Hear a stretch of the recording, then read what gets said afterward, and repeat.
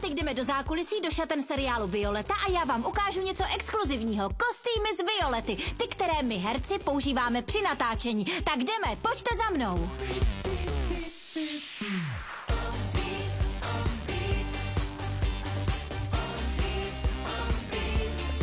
Tady jsou naši kámoši, kostýmní návrhářky, úžasný holky, který nám pomáhají s oblékáním a dávají nám ty nejlepší modely. Tady jsou. Pracují jako vždycky. A teď vám chci ukázat pár věcí, které používáme. Přicházíme k regálu s kabelkami, tak například tahle kabelka, kterou teď uvidíte, je tak trochu v hippie stylu a je teda, myslím, zcela jasný, že patří Kamile.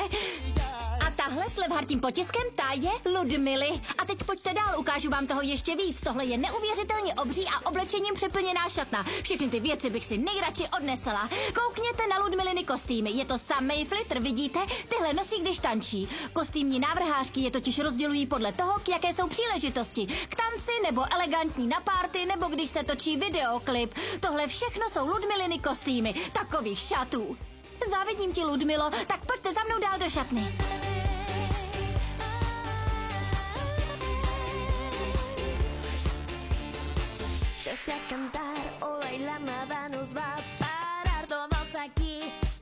Pojďte, tak tohle jsou oblečky pro Kamilu. Nejsou zas tak moc odlišný od těch, co nosí Kandelária.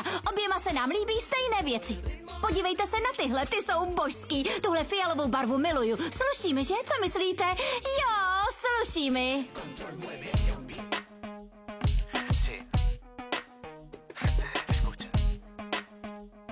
A kdo pak je to tady? Diego, skvěle, hoch ze Španělska. Ten nosí často džíny, má je v několika barvách. Jeho šatník se mi líbí, je fantastický. Maxi nosí často tílka a podle mě má celkově moc hezký šatník. Mně se líbí, že nosí baseballový čepice a barevný mikiny a vůbec celý jeho šatník je plnej barev a vždycky nosí sluchátka, to je jasný.